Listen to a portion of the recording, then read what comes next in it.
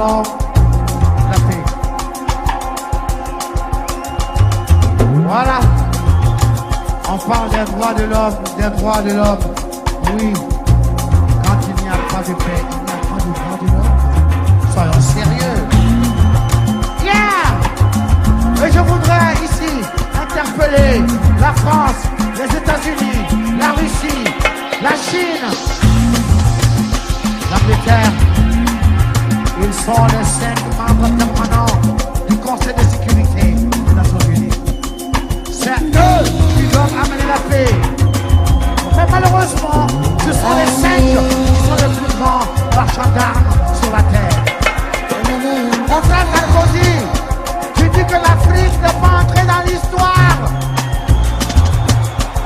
Et je voudrais te donner une chance unique pour entrer dans l'histoire pour l'éternité. L'abolition de la guerre sur la terre. Yeah! Abolir la guerre sur la terre. Mesdames, Messieurs, toutes mes excuses pour ce problème de sonorité. Dans quelques instants, nous allons retrouver notre confrère Serge Niawa depuis Saint-Cloud qui va nous présenter l'émission Grand Débat. Je vous rappelle très rapidement le thème de cet après-midi, c'est la mauvaise gouvernance en Afrique. Et nous avons sur ce plateau, en attendant d'entrer en ligne avec notre confrère Serge Niawa, j'ai avec moi sur ce plateau, à ma droite, M. Samuel, et de l'autre côté de ma droite, à mon extrême droite, j'ai mon confrère Alun Sab, il est présentateur et de l'émission Insight Africa, une émission qui est là pour regrouper les Africains de la diaspora ici pour parler de nos problèmes, surtout de nos problèmes africains, une émission qui, sans vous mentir, a un bel avenir. Vous avez vu déjà un numéro aujourd'hui sur nos antennes avec notre invité, son invité du jour, monsieur Pedros Hallé, qui nous chantait ce poème sur les chaînes de Tempo Afrique TV. Nous sommes en train de travailler à chaque pied pour retrouver Serge Niawa depuis Saint-Cloud. Mais pour l'instant, je vais tout de suite demander à mon ami Samuel de nous donner une première idée qu'il a lorsqu'il entend ce thème, la mauvaise gouvernance en Afrique. Merci, Monsieur Kenaou. Merci. Chers téléspectateurs de Tempo TV, bonsoir à vous. Le terme mal gouvernance en Afrique ne date pas d'aujourd'hui, malheureusement. Depuis que l'Afrique est Afrique, avec notre indépendance depuis 50 ans, je ne sais pas s'il y a un pays africain qu'on peut qualifier de bonne gouvernance. Nos pays sont d'une... Oui, continuez. Nos pays sont dans un état où, je n'aime pas le dire, mais nous sommes en recul par rapport au monde. Notre gouvernance, comment gérer nos pays, on dirait que nous n'aimons pas de bonnes choses. Nos pays sont plus focalisés sur le gaspillage, la médiocrité, la culture de la médiocrité. C'est ça qui fait que le continent ne marche pas. Alors, M. Alun, vous êtes économiste, gestionnaire, vous êtes dans le domaine de l'argent il y a longtemps. Qui parle de gouvernance parle de gérance, qui parle de bonne gouvernance parle de bonne gérance. Alors, quelle idée vous vient à l'esprit lorsqu'on parle de mauvaise gouvernance en Afrique? Merci Yves. Je pense que la malgouvernance émane plutôt d'un sabotage. Je pense que ça date de notre rencontre plutôt avec l'Occident. Je pense que notre parcours a été court-circuité, si je peux m'exprimer ainsi. Oui. On a changer le cours de l'histoire. C'est comme si on avait créé un barrage pour un fleuve. Et ça continue jusqu'à nos jours. Quand on a vécu l'esclavage, on est sorti de l'esclavage, on est rentré dans le colonialisme, on est sorti du colonialisme, on est rentré dans le néocolonialisme. Tout ce qu'ils ont fait, c'est de changer les colons blancs avec, si je puis m'exprimer ainsi, des noirs à la peau blanche qui servaient, qui étaient là pour servir leur intérêt. Et je pense qu'il est beaucoup plus difficile de ne pas se développer que...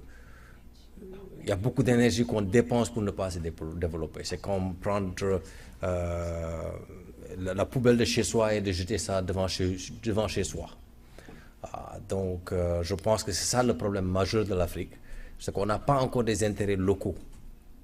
On a des ressources que les gens ont besoin et ils ont mis des malfrats à leur place actuellement qui prennent ces ressources-là et vont les gaspiller dans les pays occidentaux. Voilà, on me fait signe, non, pas encore. Monsieur Samuel, vous êtes banquier vous aussi, vous êtes banquier. Alors est-ce que vous pouvez dire en quelques mots à nos chers téléspectateurs les problèmes de la mauvaise gérance? Les causes, si vous voulez, quand je dis problème, les causes de la mauvaise gérance. Puisque si nous ne trouvons pas les causes de la mauvaise gérance, nous ne pouvons pas trouver des solutions à ces causes-là.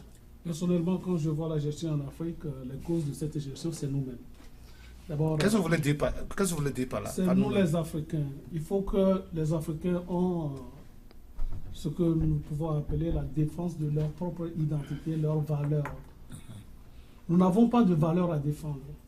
Si je prends, par exemple, nos pays francophones, oui. Leur indépendance, c'est quoi? Qu'est-ce qu'on peut nous montrer concrètement dans ces pays-là qui sont indépendants? Et si tu gouvernes, que tu n'as pas une indépendance, tu n'es pas indépendant et que tu gouvernes un pays, qu'est-ce que tu veux faire?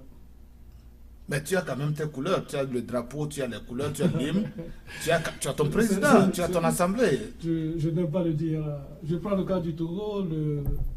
Le Togo est indépendant depuis le 27 avril 1960. Et l'indépendance du Togo, c'est le soir au 26, quand on va allumer les flammes de l'indépendance. Le 27, on fait des défilés, et puis c'est arrêté là-bas. Voilà l'indépendance. L'indépendance, on ne peut pas parler de la gestion d'un pays et ne pas lier cette gestion à sa monnaie. Voilà. Alors, concrètement, aujourd'hui, les pays africains, hormis même le problème de monnaie, qui est un flux financier, nous n'avons même pas la capacité de gérer les ressources humaines de notre pays. Quel pays en Afrique ne parle pas de réconciliation? Et on pense que ça aussi, c'est les Blancs qui viendront nous réconcilier entre nous? Ce n'est pas possible. Alors, si on ne peut pas gérer les ressources humaines africaines, on ne pourra jamais le lier aux ressources financières pour faire un ensemble qui puisse favoriser le travail ou la production. Ça ne peut pas marcher. Voilà. Pensez-vous que c'est par manque de personnes intelligentes pour gérer qu'on a cette mauvaise gouvernance, ou c'est par pure volonté de ne pas faire la chose? C'est par la volonté de ne pas le faire. C'est pas la volonté. Oui, parce que vous ne trouvez pas bon nombre de pays africains, de chefs d'État africains, ils pensent que si, par exemple, même en payant un salaire adéquat à son public, aux citoyens, à son peuple, on libère le peuple et que le peuple ne va pas le respecter. Mais avec les idées comme ça, on ne peut pas parler de développement. Que ce soit au niveau mondial, que ce soit au niveau d'une nation. Si le pays ne peut pas payer ses fonctionnaires, ça veut dire que l'État même tue le pouvoir d'achat des citoyens. Comment est-ce que le pays là va pouvoir se développer? Ok, M. Alioune vient de dire, par exemple, c'est un point, c'est une cause de cela, par manque de volonté.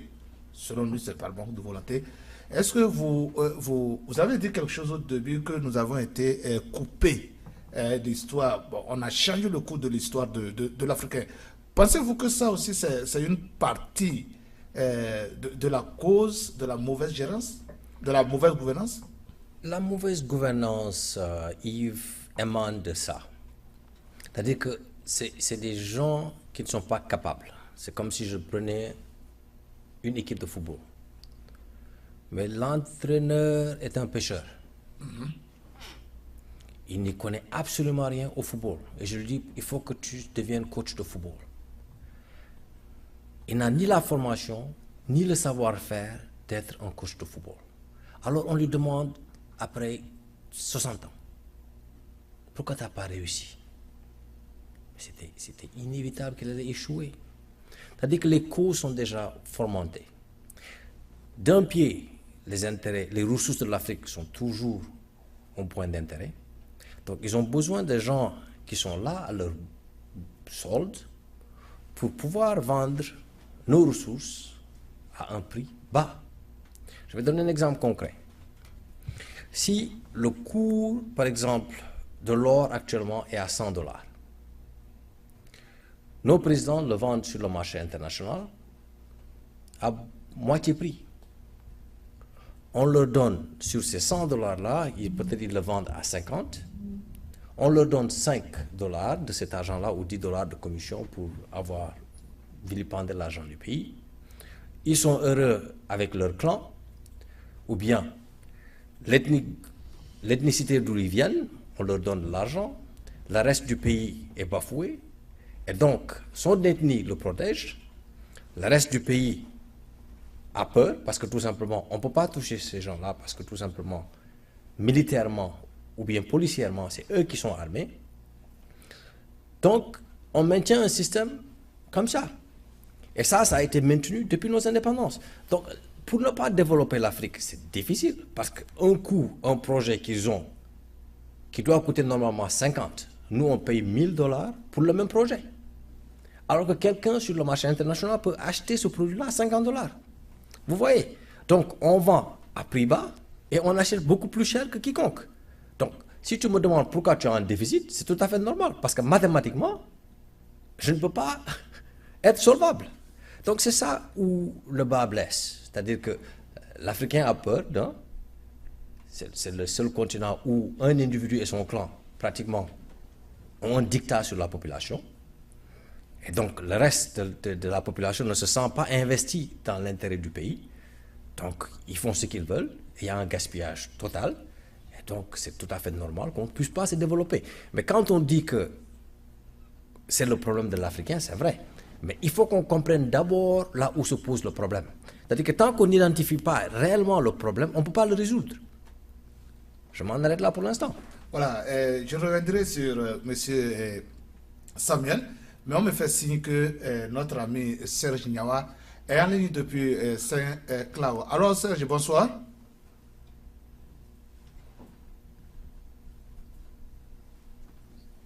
Alors ouais, est-ce que vous avez l'antenne pour le grand débat, s'il vous plaît?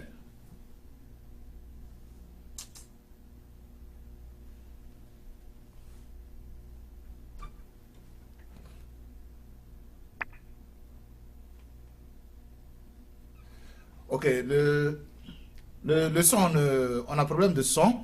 On reviendra sur Serge Niawa. Alors, sur ce plateau ici, à Tempo Afrique TV, je retourne vers mon ami Samuel. Samuel, vous avez écouté ce que notre ami Alun a dit. Est-ce qu'on peut lier les réformes politiques à la mauvaise gouvernance? Est-ce qu'on peut dire que les deux vont de pair? Les deux vont de pair. Malheureusement. Parce que... Pourquoi ils vont de pair? Une personne, quel que soit son talent, s'il a la possibilité de vivre à l'impunité, c'est-à-dire que tous ces actes sont des actes de vérité universelle. Voilà. Il n'y a pas de contradiction. Alors là, obligatoirement, il va commettre des erreurs. Les êtres humains que nous sommes ne sont pas des trains électriques. Donc, c'est pourquoi dans tout pays, il y a des lois. C'est des contre-pouvoirs pour que la personne puisse se gérer et gérer les autres. C'est pourquoi je ramène le problème de malgouvernance à la politique.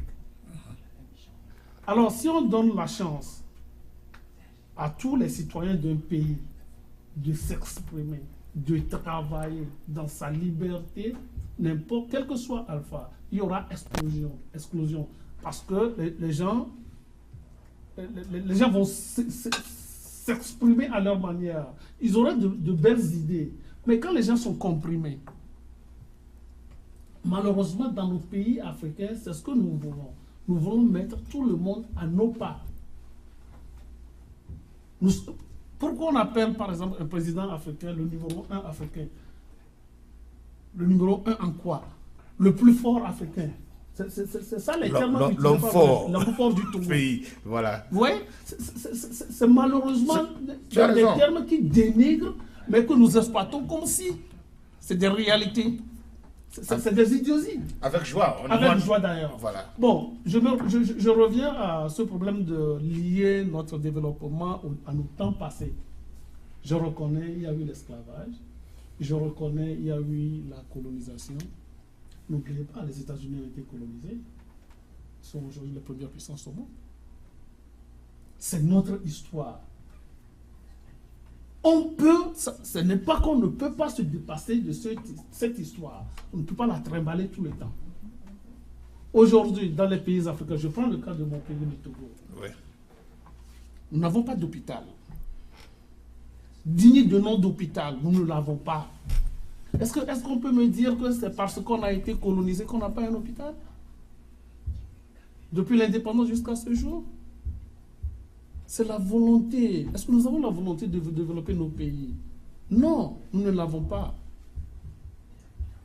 Nous n'avons pas la volonté. C'est ça qui fait que nous courons derrière des situations qui puissent nous permettre de nous maintenir à cette place-là, inamovible. Monsieur Samuel, une autre question Oui. m'arrive à l'esprit quand vous comparez la gouvernance en un mot Oui. avec la politique. Est-ce que la non-alternative au pouvoir en Afrique est une cause de la mauvaise gouvernance? Vous comprenez ce que je dis? Oui. C'est-à-dire que le fait que c'est un seul homme ou une seule famille, une seule ethnie qui soit au pouvoir pendant longtemps. Malheureusement, oui. Je vais m'expliquer. Parce que quand je dis que la volonté, au fait, si on a la volonté de développer le pays, que tu sois là pendant 50 ans, si tu as la volonté de développer le pays, ça va aller. C'est comme le cas du Japon, de la Chine avec Mao Tse-tung dans le temps. Mao est resté, ça n'a pas empêché la Chine de se lever. La Chine s'est levée jusqu'à la mort de Mao Tse-tung.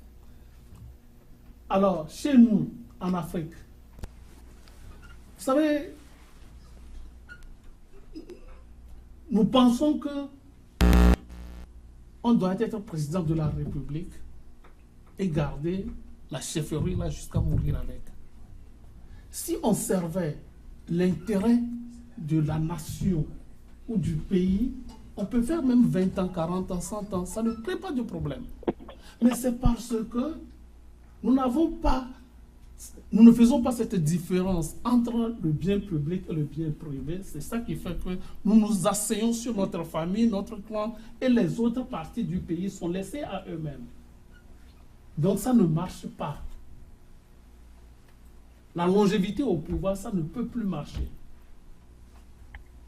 Voilà mon problème avec la bonne gouvernance. Voilà, j'allais dire thank you, merci beaucoup. Tu t'es pas trompé, on a reviendra pour là. Alors, monsieur Alioune, je reviens à vous. Nous allons maintenant réellement trouver des exemples concrets en Afrique qu'on peut citer comme mauvaise gouvernance. Parce que vous savez, dans cette histoire de mauvaise gouvernance, on peut trouver des exemples palpables avec lesquels, si on les utilisait bien, on pouvait éviter certains appels à l'aide de la communauté internationale qui après deviennent des casse-têtes chinois pour nous Africains. Alors, est-ce que vous pouvez nous donner quelques exemples de la mauvaise gérance en Afrique. Je ne vais prendre que 2 pays. Ouais. Je vais parler du Gabon et de la Guinée équatoriale. Oui. C'est 2 pays qui ont pratiquement le profil de la Libye. C'est des pays avec beaucoup de pétrole, avec une petite population. Oui. Donc, tout citoyen équato-guinéen devrait vivre comme s'il vivait au Koweït ou bien je ne sais où d'autre. Paradis. Ouais. Mais malheureusement, tel n'est pas le cas. C'est lui, son fils, son clan, qui se promènent partout en Europe, qui achètent des maisons, qui distribuent de l'argent partout. Mais le pauvre équato-guinéen vit dans la misère. Et il y en a beaucoup d'exemples comme ça. On prend le cas du Gabon, qui pendant tout le temps où Omar Bongo a été au pouvoir, tout Gabonais maintenant devrait vivre comme un prince. Mais tu les rencontres ici à Washington DC et partout ailleurs en Europe, parce que tout simplement, tel n'est pas le cas chez eux. Il n'y a pas l'infrastructure, l'argent sort, le pétrole sort du pays, mais il n'y a rien qui rentre. Il n'y a rien qui a été investi pour le peuple. Donc, c'est des exemples aussi simples que ça qu'il faut prendre et dire pourquoi. Si un pays est aussi riche que ça, dans le cas africain, on ne voit pas un résultat palpable dans la vie des gens. Rien ne change dans ces peuples-là. La Côte d'Ivoire est un cas où on ne peut pas faire. C'est un pays qui a été le premier pays producteur de coco pendant très longtemps au monde. Et actuellement, c'est un pays qui vit au seuil de la pauvreté. Même le Ghana qui vient de sortir, le Ghana où on a eu des coups d'État à droite et à gauche. Donc on ne peut pas parler de stabilité en Afrique pour dire qu'un pays, s'il est stable, il peut être bien gouverné. C'est qu'il y a un manque de ownership chez nous. Le pays ne nous appartient pas. On peut trouver des exemples et des exemples et des exemples pour dire que, prenez le cas du Rwanda qui vient de sortir de la guerre civile. Le Rwanda aujourd'hui se trouve dans une meilleure situation que la plupart des pays africains. Cuba qui a été sous sanction, où Castro a dominé de la main de fer sur Cuba. Cuba a la population la plus éduquée.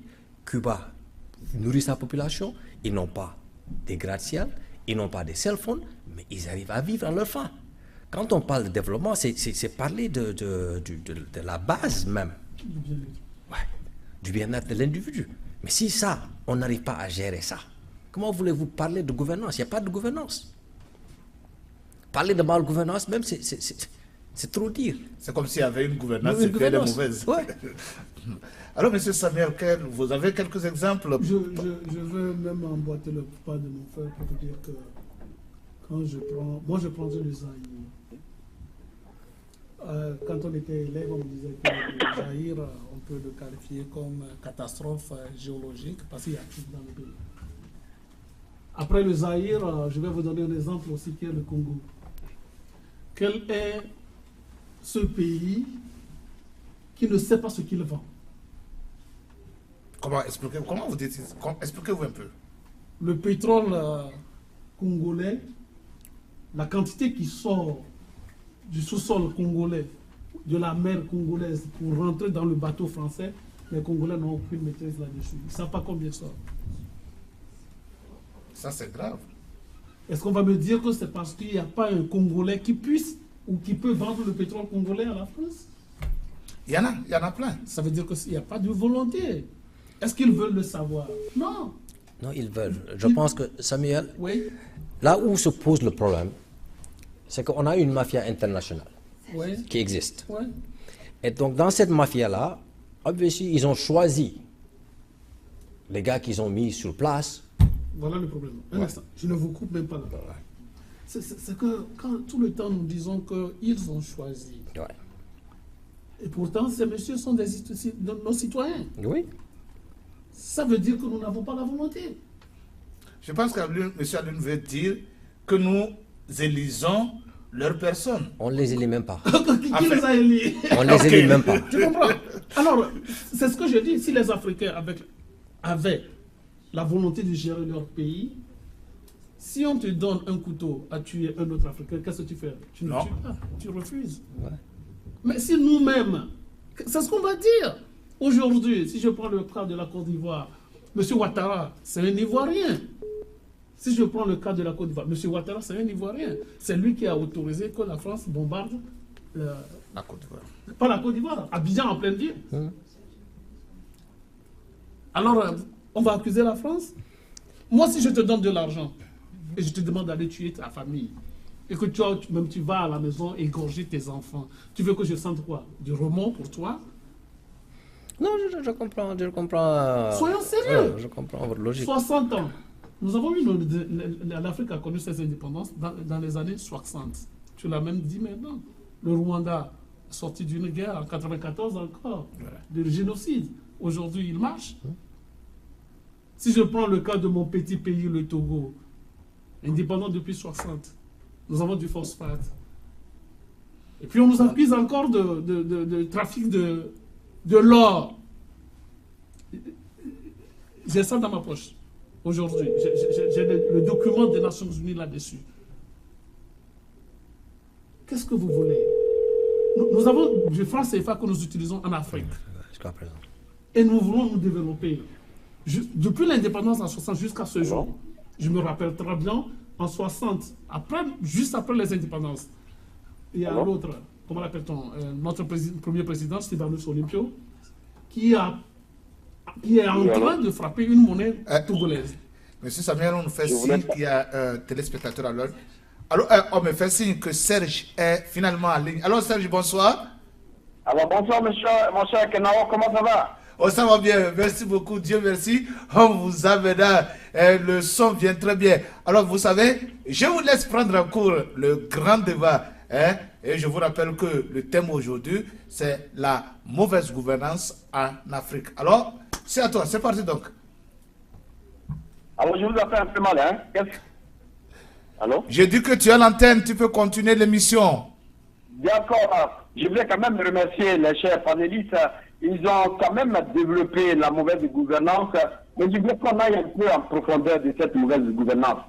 Nous voyons aujourd'hui l'Afrique qui est colonisée. Serge, on me fait signe que comme... On me fait signe que quelqu'un est en ligne. On va le recevoir et puis on va vous rejoindre bientôt. Et restez toujours en ligne. Restez toujours en ligne, ok? Ouais, tu peux recevoir comme il vit même, si tu veux. Tu peux le recevoir. Oui, alors, à quel honneur? Oui, c'est M. Kwamivi depuis les États-Unis. Oui, alors, M. Serge. D'accord, je crois que vous avez quand même compris les chers panélistes qui ont développé ce thème de mauvaise gouvernance. Alors, selon vous, quelle idée vous avez encore de noble à ajouter sur cette mauvaise gouvernance? Quand on voit aujourd'hui les pays d'Afrique qui ne sont pas gouvernés par les chefs d'État que les Africains eux-mêmes n'ont pas élus. Oui, c'est pourquoi je voulais aborder le sujet dans le sens que la mauvaise gouvernance a été imposée à l'Afrique.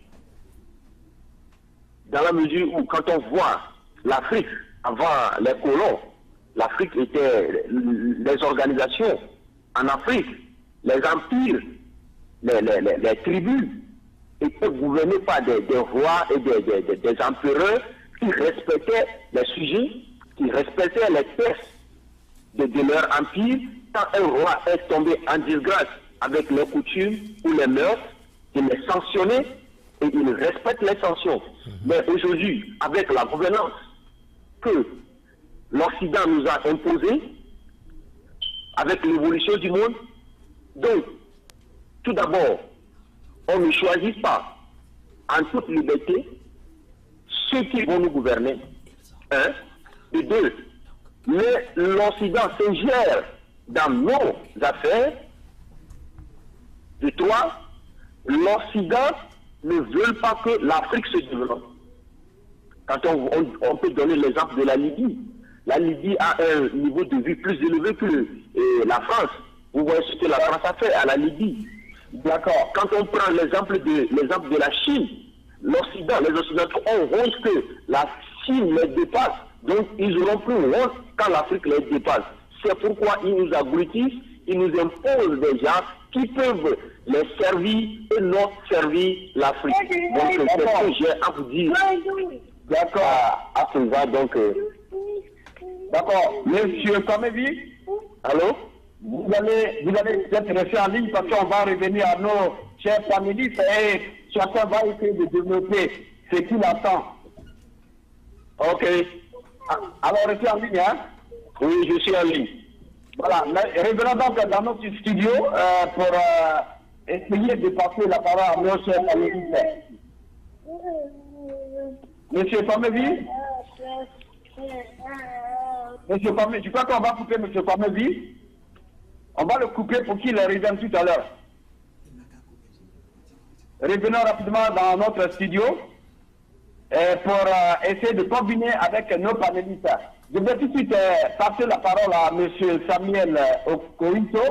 M. Samuel, est-ce que vous m'entendez? Très bien. M. Samuel? Je vous reçois 5 sur 5. D'accord. Alors, vous avez écouté M. Kwamebi. Il a essayé de donner un exemple des rois. Mais aujourd'hui, nous sommes en Afrique. L'Afrique doit évoluer. Mais nous voyons qu'il y a une mauvaise gouvernance. Vous avez défini tout à l'heure ce qu'on appelle mauvaise gouvernance. Mais en prenant ce côté, je voulais qu'on aille en profondeur. Si vous essayez de baptiser un peu l'Occident qui est à l'origine de ces mauvaises gouvernances, qu'est-ce que l'Afrique elle-même peut faire pour subvenir à la démocratisation de cette gouvernance? Merci, monsieur Nyawa. Mon problème, c'est que je ne suis pas de ce genre qui indexe quelqu'un avec ses problèmes. Le premier responsable du sous-développement, ou bien le premier responsable de la mauvaise gouvernance en Afrique, c'est nous les Africains. Je m'explique. Nous vivons dans un monde où tout le monde a besoin de tout le monde.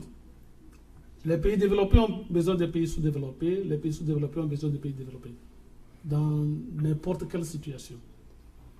Si je me attarde seulement sur le plan économique, je ferai une erreur parce que pour développer un pays, on a besoin de l'argent comme on a besoin des hommes. Si nous, Africains, nous continuons pas à nous entretuer pour des raisons invalides, comment voulez-vous que les autres nous respectent? La Chine a une population qu'on craignait dans le temps. Aujourd'hui, je pense que la Chine est à 1,5 milliard. Mais ils vivent bien. L'Afrique, nous n'avons pas de problème de population. Le Zaïre, un pays africain qui peut alimenter et nourrir une grande partie de l'Afrique. Malheureusement, les Zaïrois sont les pays les plus endettés et puis, comment l'appelle-t-on, sous-développés. Je prends le cas du Zaïre, je prends le cas du Congo, je prends le cas du Gabon, je prends le cas de la Côte d'Ivoire, il en attend. Ça ne marche pas. Ce n'est pas forcément l'Occident. Je reconnais, nous vivons dans un cercle, c'est normal. Il y a des institutions qui sont mises en place partout dans le monde que nous devons respecter en quelque sorte. Mais nous avons notre part de responsabilité. Ça veut dire que si nous avons la volonté de gérer nos pays, quelqu'un l'a dit tout à l'heure qu'on avait des empires. Les empires, c'est constitué de quoi? Des êtres humains. Et les rois respectaient, en quelque sorte, ne s'agenouillaient pas quand même pour leur administrer, mais ils les respectaient. Aujourd'hui, les présidents africains qui sont instruits, même qu'ils soient placés par l'Occident ou pas, qu'ils reconnaissent quand même qu'ils sont des présidents d'un pays. Et ce pays, c'est constitué de la terre du pays, le territoire, si vous voulez, et puis ce qu'il y a sur le territoire, plus les hommes. On ne peut pas continuer par tuer les Africains et puis parler de développement. Vous pillez le pays, vous tuez les ressources naturelles, les êtres humains. Et on parle de développement parce qu'on attend l'Occident pour le faire. Je dis non. D'accord. Monsieur Samian? Oui. Je crois que vous avez fait un développement. Nous allons continuer toujours avec les causes et après nous allons parler des conséquences et donner des solutions parce que nous sommes sur ce plateau pas uniquement de courir, mais il faudrait qu'on donne aussi des solutions. Alors je vais passer tout de suite à monsieur le bulldozer. Monsieur le bulldozer, Samuel vient de faire un bon développement. Est-ce que vous êtes réellement d'accord avec lui? Est-ce que vous êtes d'accord du fait que cette mauvaise gouvernance nous a été infligée par le biais de la communauté internationale? Merci beaucoup Serge. Comme vous avez l'habitude de dire le bulldozer, je vous l'accepte amicalement. Bon, je dirais tout simplement que le cas de la mauvaise gouvernance en Afrique est un cas complexe. Un cas complexe parce que c'est un cas qui combine la mauvaise volonté avec l'incompétence et puis avec la non-fierté.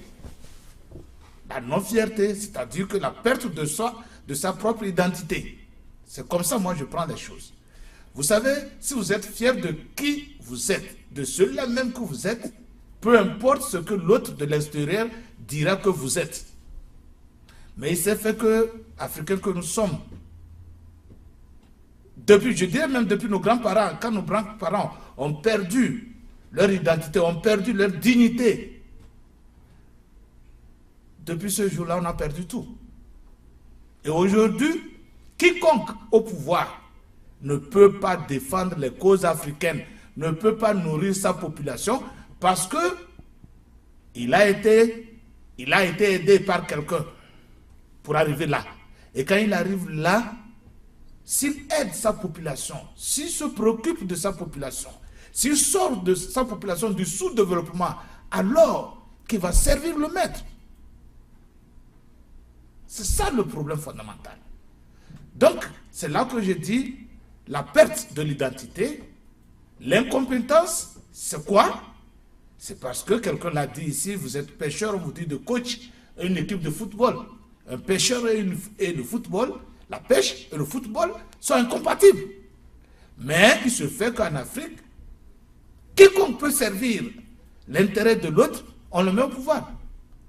Par le biais de ces élections. Et quand je dis élections, ce sont des élections fictives. Et ce sont des élections fictives. Et on appelle le peuple d'aller jouer à la comédie humaine. Là encore, vous voyez, donc une fois que cet homme-là arrive, un pêcheur qui doit coacher une équipe de football, les résultats ne sont pas étonnants. D'accord, je crois qu'on va revenir tout à l'heure à vous. Oh non, je n'ai pas fini. Si vous me coupez comme ça, je vais perdre le fil de allez-y, vous avez toujours l'habitude de nous apporter beaucoup plus d'informations. Allez-y. Ok. Le troisième point, quand je dis la mauvaise volonté, c'est que ceux qui arrivent au pouvoir par le biais du soutien de l'extérieur, quand ils arrivent au pouvoir, et dès l'instant qu'on commence par les glorifier, et ça aussi, ça fait partie de la base, de la faute à la base. La base les supplie, la base fait des dieux vivants. Et dès l'instant qu'ils arrivent à ce niveau, ils n'ont pas la volonté. La volonté manifeste de rendre la base heureuse. Parce que dès l'instant que la base va commencer à manger à sa faim, dès l'instant que la base va commencer à avoir ce dont elle a besoin, ce respect, cette adoration n'existera plus. Et ils ne seront plus vus. Prenez le cas, par exemple, nous vivons aux États-Unis. Vous voyez qu'aux États-Unis, les gens pensent qu'il n'y a pas la dictature. Les gens pensent qu'il n'y a pas la corruption. C'est parce que tout le monde à son niveau, à quelque niveau que ce soit, a son petit pain. Et il va, il sort, il va, il revient, il nourrit sa population. C'est tout ce que nous voulons. Mais en Afrique, ce minimum vital n'existe même pas. Et on fait des gens, des commandeurs. Et ces commandeurs-là doivent aller supplier, rendre hommage, doivent être des griots pour pouvoir trouver à manger. Et c'est ça que ceux qui sont au pouvoir ne veulent pas changer. Sinon, il y a les moyens pour transformer toute l'Afrique en un paradis terrestre. Je m'arrête là. D'accord, merci mon cher Kenao. Je crois que nous allons continuer cette émission et aussi passer à mon confrère Alioune Sob. Alioune Sob, comment ça va mon cher ami? Ça va, Serge. D'accord. Alors vous avez entendu ces deux analystes politiques. Vous êtes un analyste politique de la Trump, un économiste also. Et je voudrais quand même qu'on revienne un peu dans la profondeur de cette mauvaise gouvernance. Qu'est-ce que, dans un premier temps, vous attendez par mauvaise gouvernance? Qui est à l'origine de cette mauvaise gouvernance?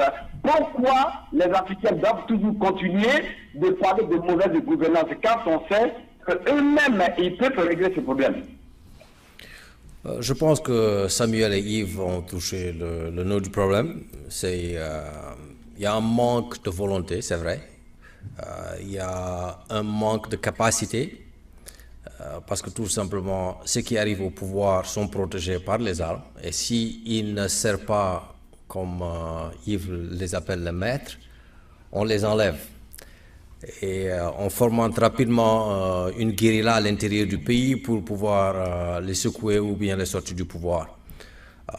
Donc les pays sont très faibles. Donc c'est assez difficile, même si on a la volonté politique, de pouvoir asseoir un plan d'action. Il y a un nouveau président qui a été élu en Tanzanie et je me rappelle avoir lu la semaine dernière que Oued organisait une fête nationale et il s'est mis à nettoyer la ville. Et c'est des petits gestes comme ça qui ne prennent pas beaucoup d'énergie qui peuvent servir au développement de l'Afrique. Mais malheureusement, quand un président commence à se comporter de cette façon, on l'enlève très rapidement ou bien on crée une opposition à l'intérieur qui commence à cafouer. Donc je ne dis pas en ce que Samuel pense que je dis qu'on n'est pas responsable. Il y a un rôle qu'on joue, mais le rôle qu'on joue, c'est parce qu'on a perdu une guerre. Malheureusement, on n'a jamais eu une indépendance réelle. Quand Kenao dit que c'est un problème d'identité, c'est vrai. Tant qu'on n'est pas fier de ce qui nous appartient, que ce soit nos petites culottes, que ce soit nos petits shorts, mais que ce soit à nous, et qu'on se dise, ok, aujourd'hui on est là, mais d'ici 10 ans, on sera dans un autre endroit. Ça nous appartient. Mais quand on veut émuler un monde qui ne nous appartient pas, on veut créer un petit Paris à Dakar, un petit New York ou bien un petit Londres, ça ne marche pas. Parce que ça leur a pris des décennies pour atteindre ce seuil-là. Nous, on veut tricher. Donc ça ne marche pas. Donc cette mauvaise gouvernance, comme vous le dites, Serge, je pense que c'est un problème psychologique. C'est un problème émotionnel qu'on doit résoudre d'abord. Qu'on se dise, ok, nos ancêtres ont été malmenés. Mais cela ne veut pas dire qu'on va continuer à être malmenés. Parce que ces gens qui sont toujours là au pouvoir, que Samuel l'accepte ou pas, on ne les a pas choisis. C'est des bandits qui nous viennent de l'extérieur, qu'on nous a imposés. Quel que soit le peuple qui se révolte, comme on a vu, tel était le cas au Burkina Faso, ils essaient d'une façon ou d'une autre de nous battre encore. Donc ça va être difficile, ce n'est pas quelque chose qui va être facile à gérer. Mais ça va commencer par là, et les peuples africains se réveillent, et des shows comme celui-là, aujourd'hui, se passent partout dans le monde, que ce soit ici, que ce soit ailleurs. Les gens sont en train de parler, en train de discuter, et dire pourquoi sommes-nous toujours au bas de l'échelle, malgré le fait que nous soyons les populations les plus riches en ce qui concerne nos ressources naturelles, nos terres, et on n'arrive toujours pas. À chaque fois qu'on fait 2 pas en avant, on en fait 10 en arrière, parce que tout simplement, quelqu'un vient changer le cours de notre histoire. On a vu le cas de Sankara. On ne l'a pas laissé travailler. On s'en est libéré très rapidement. Il y a des gens qui ont la volonté, mais quand ils arrivent au pouvoir, malheureusement, on les tue. Donc là, je m'arrête pour l'instant, Serge. Vous m'entendez, Serge? D'accord, je crois que M. Sob, oui. Merci de votre contribution. C'est une contribution qui est tout à fait géniale. Je voulais quand même tout de suite revenir à Samuel Koïcho pour savoir s'il partage les mêmes points de vue que vous et aussi que mon cher Kimao. Merci Serge. Je partage le même point de vue, mais je vais aller encore un peu plus loin. Allez-y en profondeur, M. Samuel, parce que c'est pour cela que nous sommes là. Quand vous prenez le cas du Ghana, j'ai eu la chance d'être élève au Ghana de 71 à 75. J'ai quitté le Ghana en 75 pour le Togo, mon pays. Je suis revenu au pays et en 79, 80, je suis reparti au Ghana. C'est le moment où, pour acheter du pain, même du savon, il faut faire la ligne, la queue, pour acheter du pain. Au Ghana, ce n'était pas facile. Mais quand John Jerry Rawlings est arrivé, il est arrivé avec les fusils. Et pourtant, il a soulevé le Ghana sur tous les plans. Il a remonté la pente. Je vous dis, c'est un problème de volonté. Il n'a pas été assassiné. Il a fait ce qu'il peut. Si je reviens sur la route Volta, dans le temps, avec Sankara, changeant la route Volta en Burkina, ce qu'il est aujourd'hui, malgré l'état aride de la route Volta, sans minerais, mais M. Sankara a réussi à faire de la route Volta ce qu'il est aujourd'hui. Il avait un plan qu'il a commencé. Il a été tué par qui? Par les Africains, que nous sommes.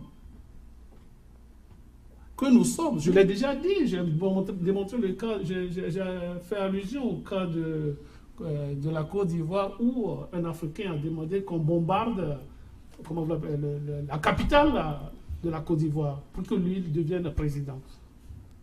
S'il vous plaît, quand on parle de développement d'un pays, ça veut dire que le pays a une valeur ajoutée qu'on essaie de distribuer au niveau de la population, au niveau de ces êtres humains. Si nous ne pouvons pas gérer les humains d'un pays, nous ne pourrons pas parler de son développement. Il faut quand même que nous revenions au moins à gérer la population africaine. Comment? À reconnaître que la population de la Côte d'Ivoire, c'est tout ce peuple ivoirien à la tête de laquelle Ouattara est. La population du Togo, c'est tout ce peuple togolais de 7 millions à la tête de laquelle on a un monsieur qui s'appelle Faure Gnassingbé. D'accord. Monsieur Samuel? Je vais un peu plus loin. Si moi je m'appelle Samuel Kouto et je prends les richesses de la famille Kouto pour nourrir les enfants de Sami Kouto seulement, est-ce qu'on peut parler de développement de la famille Kouto? On parlera de développement de Samuel. Alors si les Africains veulent se développer individuellement, comme le cas aujourd'hui du Congo où on parle de bien Malaki de Nguesso, on en parlera de Gnassingbé, on en parlera de bien Nguema, on en parlera de qui que ce soit, parce que c'est comme ça qu'ils veulent. Alors là, c'est le développement individuel, on en aura. En oubliant la population. Je m'arrête là pour le moment. D'accord, M. Samuel, je veux quand même vous remercier. Monsieur le bibliothécaire, M. Samuel vient de parler du cas de la Côte d'Ivoire, du cas aussi du Togo. Il a donné bon nombre d'exemples. Au niveau de la Côte d'Ivoire, est-ce que vous pouvez dire réellement s'il y a une bonne gouvernance ou bien une mauvaise gouvernance? Parce qu'on parle du fait aujourd'hui qu'on est à plus de 9%. Est-ce qu'on peut parler de bonne gouvernance ou bien de mauvaise gouvernance en Côte d'Ivoire? Alors, mon ami Serge, on me fait signe au studio ici qu'il y a un téléspectateur en ligne. Avant de répondre à votre question, prenez le téléspectateur, après je réponds à votre question.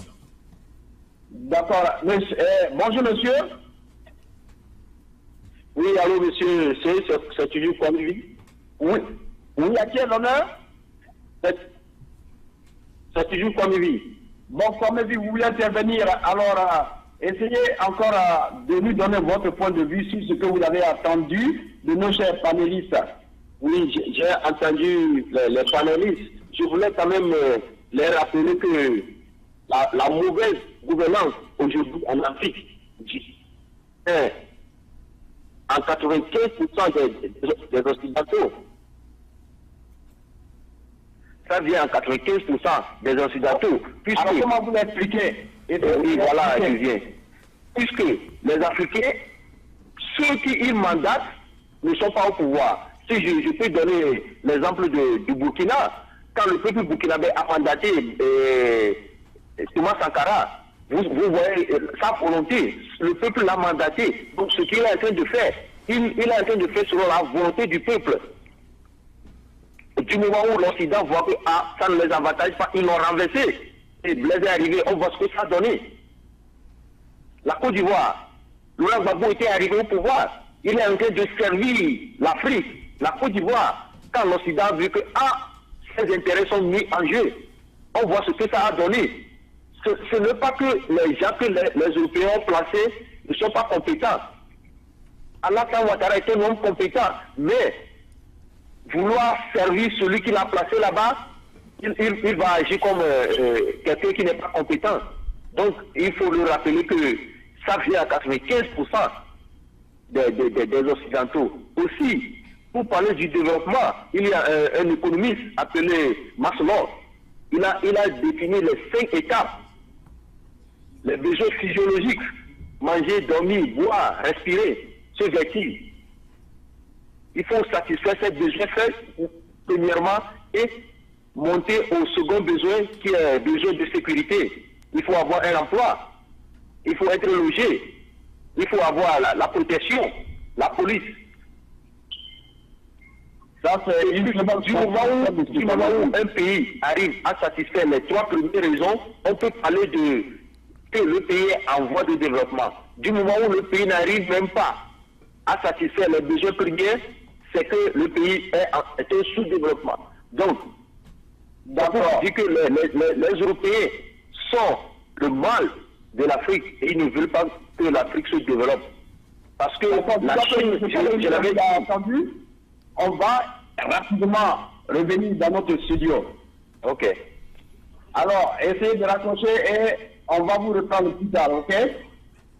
Ouais, restez en ligne, monsieur Komivi, restez toujours en ligne.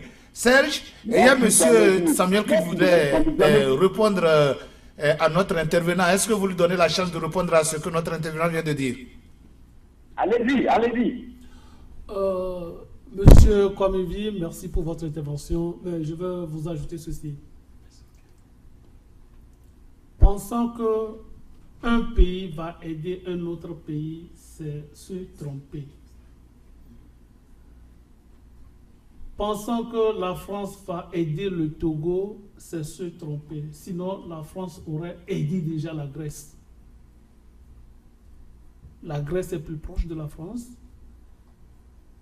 Les Grecs vont envahir la France, puisqu'ils sont sur le même territoire, c'est l'Union européenne. Mais malheureusement, la France n'aide pas encore, ou bien ne prend pas le problème grec à bras le corps. Aucun pays n'aide son prochain. Tout le monde défend son intérêt. Mais quand les Africains se donnent à cœur ouvert de servir une autre nation contre leur nation, je n'accuse pas les Blancs pour ça.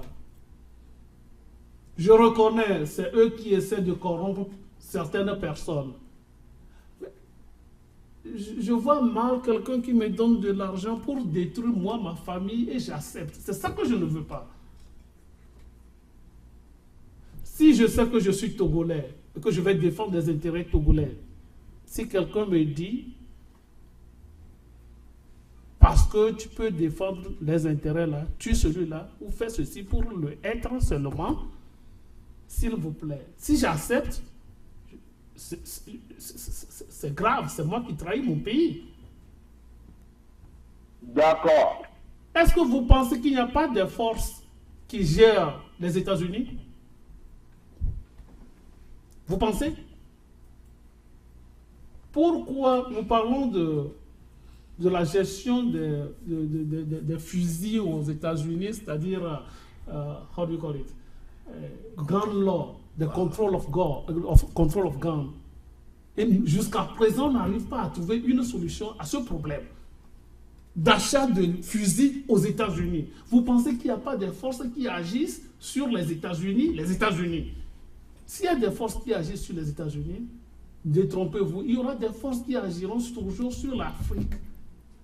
Mais si nous ne nous prenons pas en compte, nous allons nous écraser. Nous-mêmes, par rapport à ces forces, réveillons-nous d'abord. Prenons conscience que nous sommes des Africains. Ça ne vaut pas la peine qu'on s'entretue d'abord et on parlera de l'économie. On se développera s'il y a la volonté. Je m'arrête là. D'accord. Monsieur Samuel? Oui. Je voudrais quand même vous remercier. On va rapidement passer à monsieur le budgétaire. Il va développer son point. Et s'il a quelque chose à dire sur ce que vous venez de dire, je crois que ça serait encore mieux venu parce que vous avez développé un point très fort. Merci beaucoup, Serge, depuis Saint-Cloud. Je te remercie pour l'effort que tu as fait et pour participer, pour diriger et orienter cette émission Grand Débat. Pour répondre à ta question, le voilà. Hein? Pour répondre à ta question, je dirais tout simplement que pour l'instant, en toute honnêteté, le cas de la Côte d'Ivoire, ça dépend à qui vous posez la question. Vous rencontrez un Ivoirien qui est pro-Babo, il vous dira qu'il n'y a pas une gouvernance, pas du tout, même pas la moindre. Il vous dira pas qu'il n'y a pas une gouvernance, que le pays est laissé à lui-même. Vous rencontrez un pro-Ouattara, il vous dira que M. Ouattara a redressé le pays, que la gouvernance est une bonne gouvernance. Mais dans tout ça, je me pose la question, quel est le bénéfice qui revient au peuple togolais et au peuple ivoirien, s'il vous plaît? Qu'est-ce que le peuple ivoirien tire de tout cela? Si le peuple ivoirien est fier dans sa peau, si le peuple ivoirien trouve à manger, si le peuple ivoirien peut s'exprimer librement, si les droits à vivre, surtout si les droits à vivre des citoyens ivoiriens est respecté, là, moi je peux te dire qu'il y a une gouvernance et une bonne gouvernance. Mais, puisque je ne vis pas en Côte d'Ivoire, je ne vis pas à Abidjan, je ne peux pas te dire avec certitude si l'une ou l'autre des hypothèses que je viens d'avancer marche. Mais tout ce que je fais, dès le jour que les Ivoiriens, dans leur globalité, parleront unanimement qu'ils peuvent manger à leur faim, qu'ils ont du travail, qu'ils peuvent s'exprimer librement sans être arrêtés, et que les prisonniers politiques seront totalement et complètement libérés, ce jour-là, je pourrais te dire sans hésitation qu'il y a une gouvernance et une bonne gouvernance à Abidjan. Je m'arrête là. Merci donc, mon cher Kenao. Mon cher Aliou Sob, comment ça va? Ça va. Vous êtes en train de vous patienter. Je voudrais quand même revenir un peu sur terre en prenant le cas de la Guinée, où M. Alpha Condé a fait beaucoup de voyages et ces voyages n'avons appris que ces voyages vont jusqu'à plus de 2 milliards de francs CFA. Aussi, quand je prends le cas du Sénégal, les Sénégalais aujourd'hui trouvent que M. Macky Sall ne fait pas leur affaire. Qu'est-ce que vous pouvez nous dire de ces deux informations qui nous sont parvenues, M. Sob Ali? Merci Serge. Mais comme je disais tout à l'heure, je pense que c'est là où nous dépensons notre argent qui pose problème. Si on n'arrive pas à nourrir nos populations alors qu'on est dans les bars tous les jours à buvard du vin, donc ça pose problème. Si un président africain se permet d'avoir un avion privé alors qu'on n'arrive pas à trouver de bons dispensaires où les femmes peuvent donner naissance aux enfants, ça pose problème. Donc, le cas du Sénégal, les gens ont tendance à parler de démocratie et que ça résout tous les problèmes. Non, je ne suis pas d'accord. Je viens du Sénégal, mais je pense que ça permet au moins aux gens d'être libres. Donc, ça permet aux gens de s'exprimer, ça permet aux gens de trouver leur propre voie. Mais on n'arrive toujours pas à sortir de la pauvreté. Donc, pour répondre à ta question, il y a de l'argent qui est mal dépensé. C'est-à-dire qu'un projet bien ficelé qui doit coûter peut-être $100, nous on paye $1000 pour ce projet-là. Parce que tout simplement, il y a plein de gens à payer des commissions. Ça pose problème et ça nous appauvrit. Si vous prenez le cas de la Guinée, où toutes les ressources humaines sont là et sont présentes, mais on n'arrive pas à sortir la Guinée du sous-développement. Et tous ces gens-là, que ce soit de Macky Sall, comment il s'appelle, Alpha Condé, et tous ces gens-là, je suis désolé de le dire, mais c'est des petits pions des Occidentaux qui sont là. Et ils travaillent à la solde de la France. Donc c'est la France qui les veut, qui les met au pouvoir actuellement. Et je ne pense pas que ces gens-là travaillent pour les intérêts de l'Afrique. You know? Serge, est-ce que je peux ajouter quelque chose? Allez-y, que non, je voulais quand même tout à l'heure revenir à vous, mais puisque vous voulez ajouter quelque chose, je voulais, avant d'ajouter quelque chose, je vais encore essayer de vous poser une autre question. Quand on prend le cas un peu du Togo, où aujourd'hui la fonction publique est une dépendance du gouvernement en place, et ceux aujourd'hui qui sont de l'autre côté n'ont pas accès à la fonction publique. Mais il y a des gens qui n'ont pas le diplôme requis qu'on place sur des plans stratégiques, parce que on a l'impression que ce sont les bras droits, ce sont les gens qu'on connaît. Est-ce que le Togo vit très bien une bonne gouvernance ou bien une mauvaise gouvernance? Si le Togo vit une mauvaise gouvernance, dites-nous ce que vous pensez. Voilà, à cette question, je pense que mon ami Samuel, lui, il a plus d'informations précises. Voilà, mais une chose certaine, ce fléau, chez nous on l'appelle mes deux frères. Hein? C'est mon frère, vous comprenez? C'est mon frère. C'est-à-dire que ce fléau de la fonction publique existait avant que moi je ne quitte le pays, le Togo. C'est un fléau c'est comme un cancer. Qui se développe à petits coups. Je vous dis que, bon, quand moi j'étais là, on a connu ces cas déplorables où quelqu'un peut être au service, c'est juste parce qu'on lui a remis une lettre d'aller remettre à quelqu'un dans ce service, mais la compétence n'y est pas. Ça, bon, je pense que c'est quelque chose qui existait quand moi j'étais encore au pays. Et je ne savais pas que ça continuait comme ça jusqu'à présent. Mais sur l'ensemble des choses, je pense que mon grand frère a beaucoup plus d'informations précises. D'accord. Beaucoup plus précises à donner. Parce que... à Samuel alors. Monsieur Samuel. Merci Serge, c'est déplorable. Monsieur Samuel, avant de pouvoir répondre à cette question, je vais ajouter quelque chose. Oui. Monsieur Samuel. Oui. C'est un honneur pour nous de vous avoir aujourd'hui sur le plateau. Nous avons que comment je peux appeler, l'opposition togolaise, la grande opposition pour laquelle Jean-Pierre Fabre était à la tête de cette opposition, nous avons vu qu'on a parlé des réformes.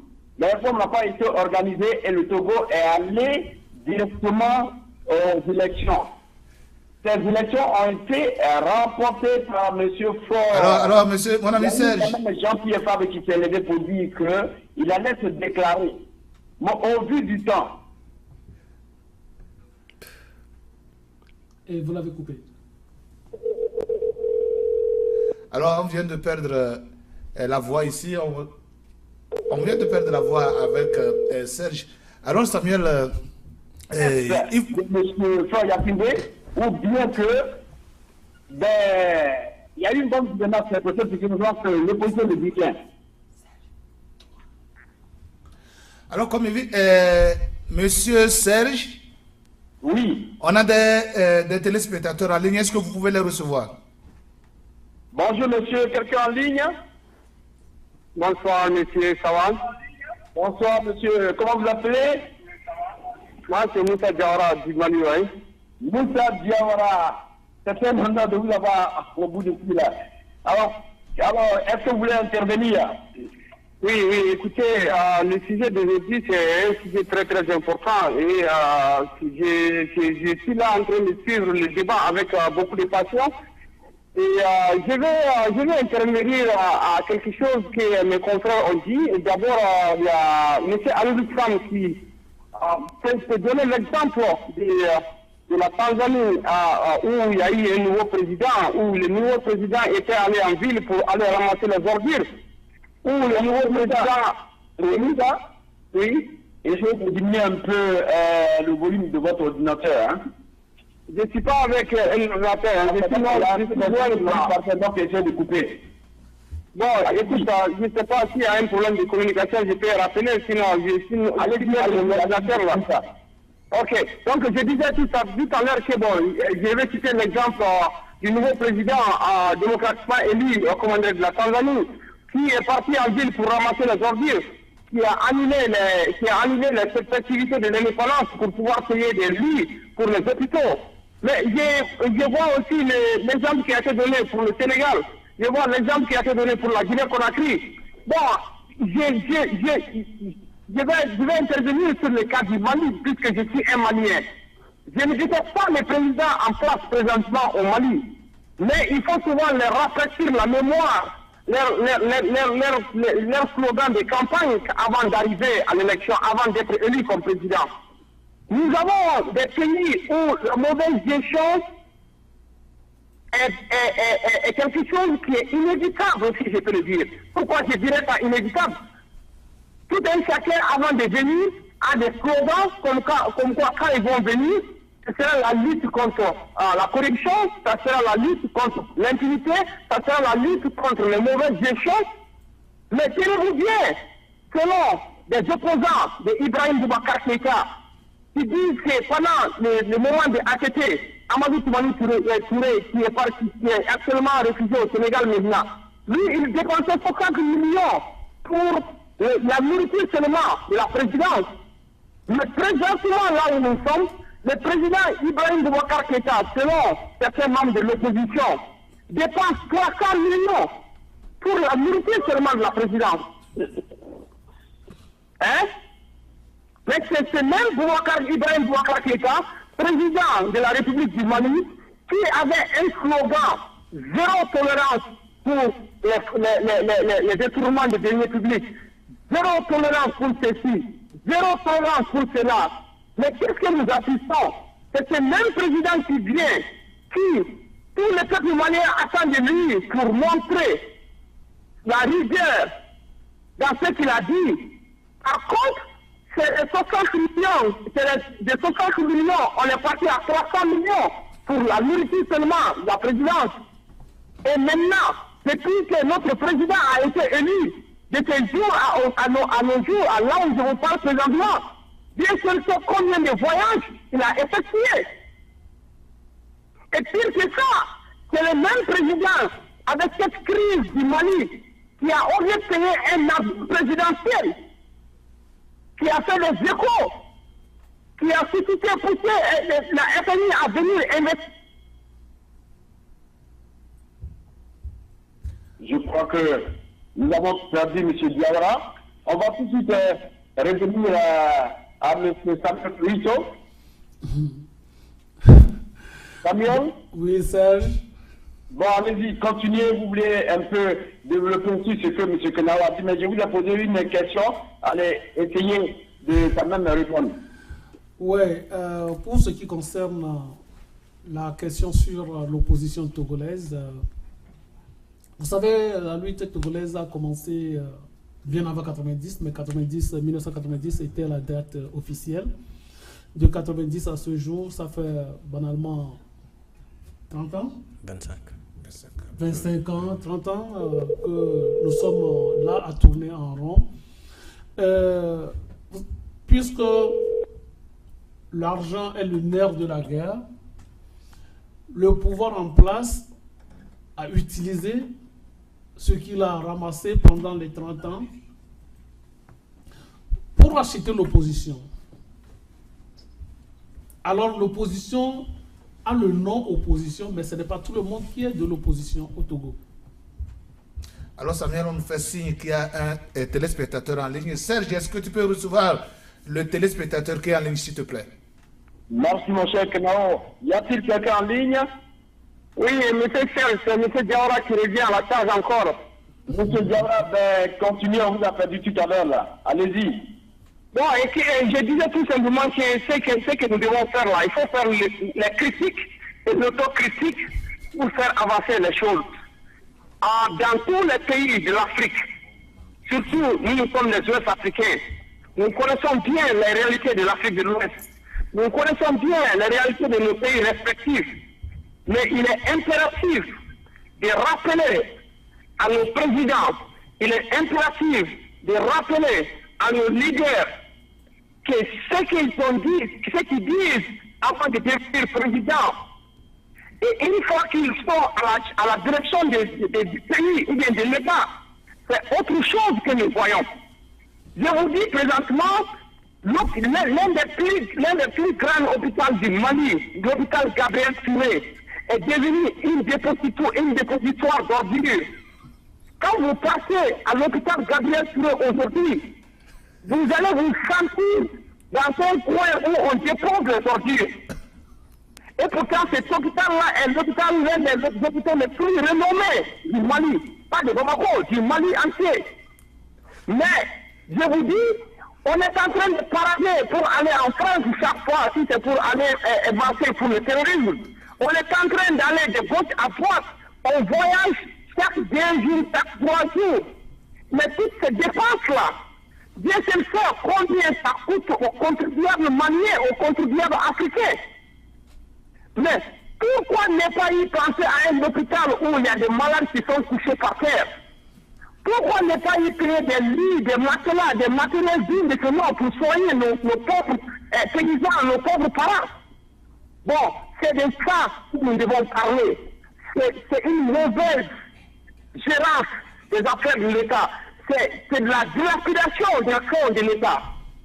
Et on a besoin de rappeler à nos présidents, on a besoin de les critiquer afin qu'ils puissent comprendre que la vie ne s'arrête pas à la présidence et qu'ils sont élus pour les citoyens, pas pour eux-mêmes. C'est ce que je voulais ajouter à ce que mes confrères étaient en train de dire. D'accord. D'accord. Je crois que vous allez rappeler tout à l'heure. On va rapidement revenir dans notre studio pour passer la parole à M. Samuel qui est en train de développer son point. L'opposition congolaise. Samuel, vous avez l'antenne. Serge? Allô, Serge? Oui. Il y a un autre téléspectateur en ligne. Prenez-le, s'il vous plaît. D'accord. Bonjour, monsieur. Il y a quelqu'un en ligne? Ok. Allô? Oui, il y a quelqu'un en ligne. Monsieur Samevi, je crois qu'on vous donne 2 minutes seulement parce que nous sommes presque à la fin de notre émission. On vous donne 2 minutes pour essayer de développer parce qu'on va encore passer à un autre point de solution tout à l'heure. Allez-y. Je pense que c'est pas oublié. Alors, je voulais rapidement dire que, comme dans le sens que j'allais, que les Européens constituent à 95% le mal-gouvernance de l'Afrique. Et s'ils placent quelqu'un à la tête des pays, la personne qui place, qu'est-ce qu'il cherche à faire? Il cherche à placer ses copains autour de lui, puisqu'il n'y a pas de fuite de mauvaise gouvernance. Donc c'est ce qu'ils font. Mon cousin doit mieux faire. Mon ami d'enfance doit mieux faire pour me protéger. C'est pourquoi il y a des gens qui ne sont pas compétents, mais qui occupent les postes qu'ils ne devaient pas occuper. Et ça donne une catastrophe. Donc, sur la bonne gouvernance au Togo, je pense qu'au Togo, actuellement, il n'y a pas de bonne gouvernance. Il n'y a même pas de sécurité pour la population. Chaque nuit, il y a braquage quelque part. 2-3 braquages dans les rues de Lomé, par jour, par nuit. Donc il n'y a pas de sécurité et la population ne mange pas à sa faim. Il faut le dire, il faut rappeler à nos gouvernants qu'ils doivent d'abord servir le peuple avant de satisfaire l'Occident. Ils sont là pour servir le peuple. D'accord, puisque la plupart des gouvernements d'Afrique, ils ont l'armée derrière eux. C'est ça qui fait que le peuple se rétrécit des fois. Donc si quelqu'un est démocratiquement élu, il essaie de faire ce qu'il doit faire. Mais si la personne n'est pas démocratiquement élue, la personne est imposée, il n'arrive pas à satisfaire le peuple. Donc, je vous attends tout à l'heure pour apporter mes solutions. D'accord, M. Cornevi. Merci donc de votre contribution. Je crois que M. Samuel, qui est le représentant de M. Jean-Pierre Fabre, est à l'honneur de ce grand débat aujourd'hui pour répondre à nos inquiétudes sur l'opposition togolaise. M. Samuel. Oui, je disais tout à l'heure que l'opposition togolaise est une opposition de nom, d'ensemble. Malheureusement, il y a des éléments dans cet ensemble qui ne sont pas là, à ce niveau-là. Mais pourquoi est-ce que vous dites cela, M. Samuel? Je vous donne un exemple très simple. En 2013,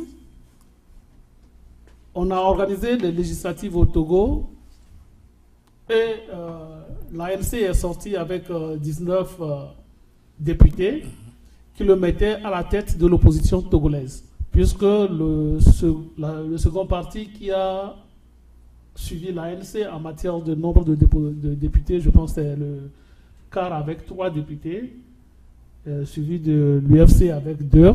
Donc, bizarrement, ils ont le plus grand nombre de députés.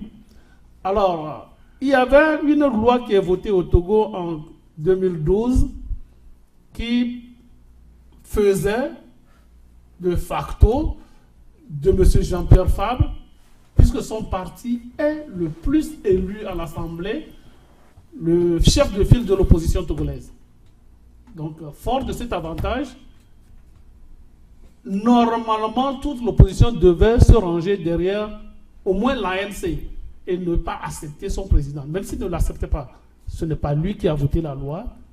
Je ne suis pas de l'ANC, mais c'est comme ça que je comprends les choses. Malheureusement, les gens ont trouvé en Jean-Pierre Fabre que non, la loi n'était pas une bonne loi, que c'était une loi taillée pour favoriser quelqu'un.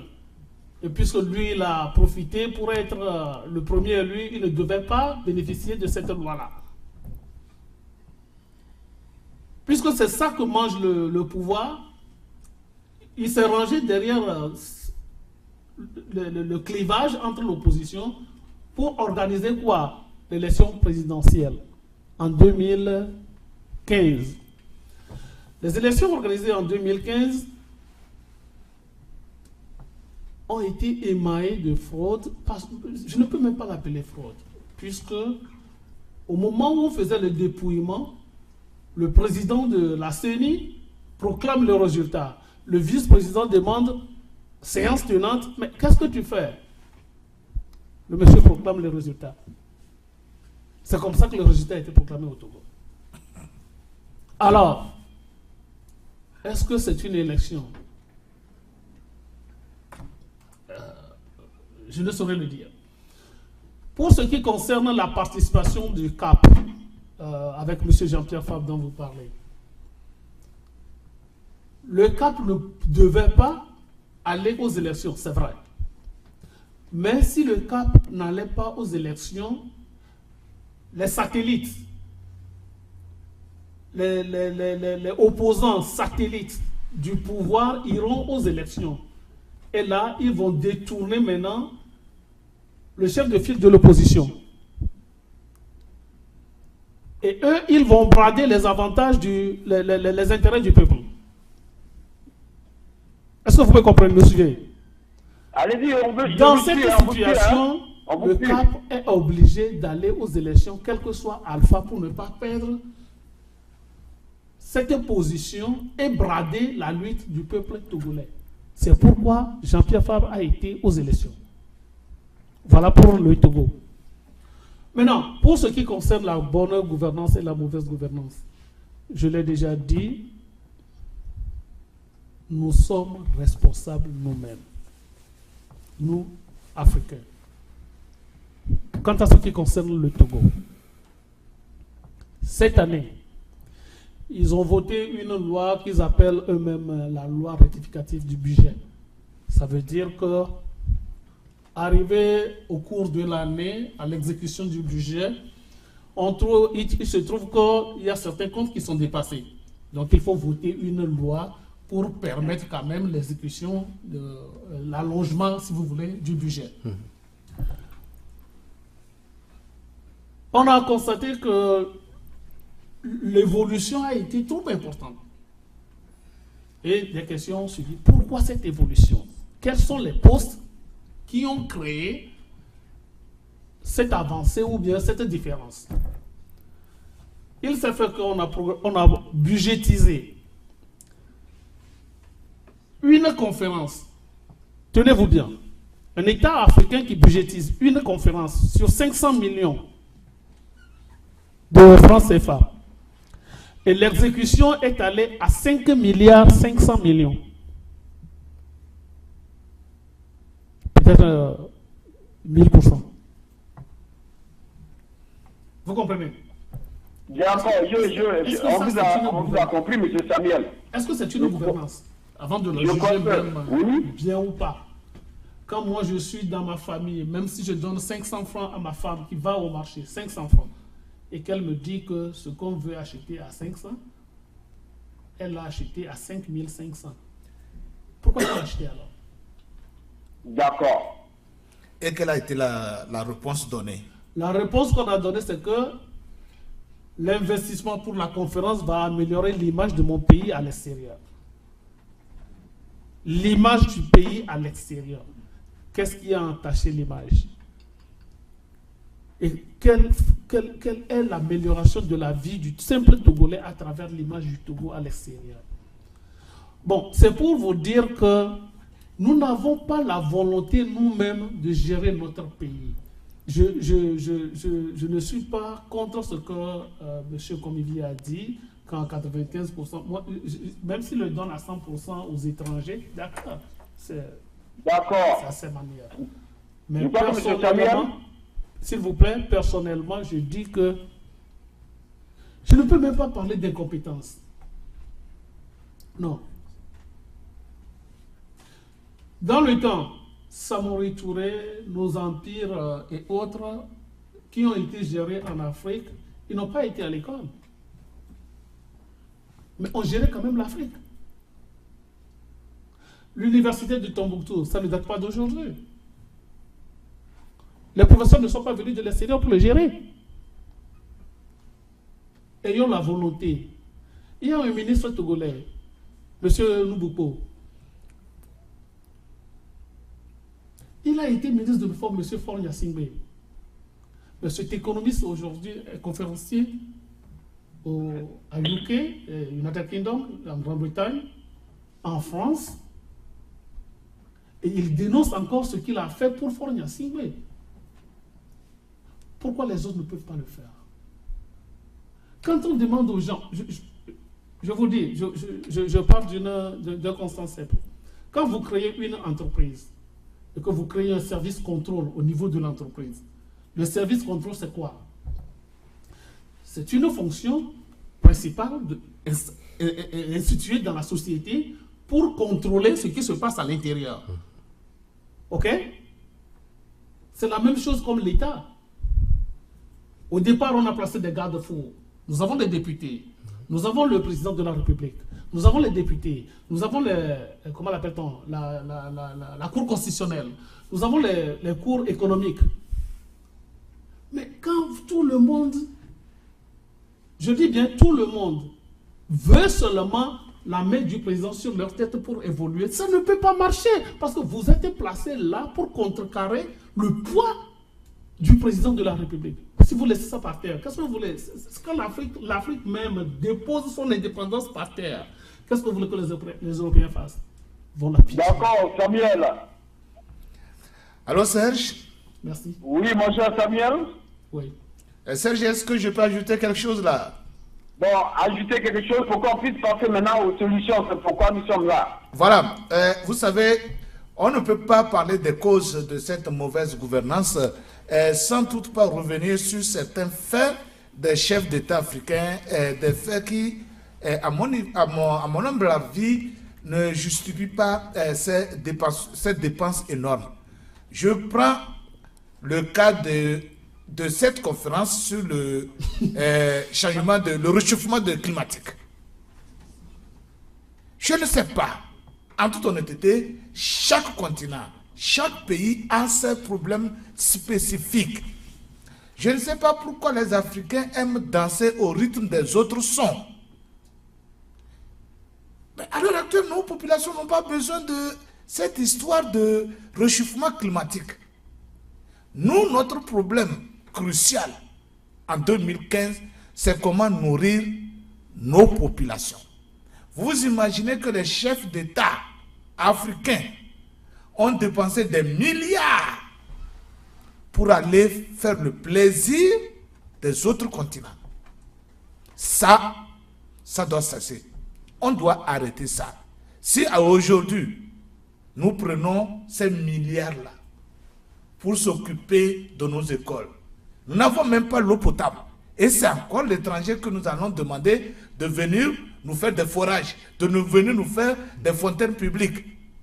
Alors que nous prenons des centaines de milliards pour des conférences qui ne nous rapportent absolument rien. Vous savez, on n'a pas besoin de grands économistes de Sorbonne ou de Havane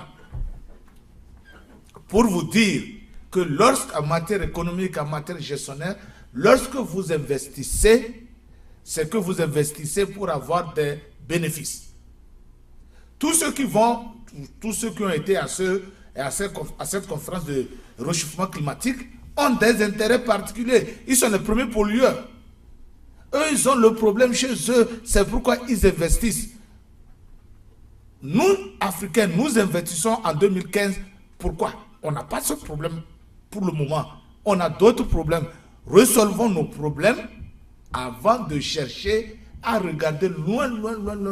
Alors que la solution, elle est là.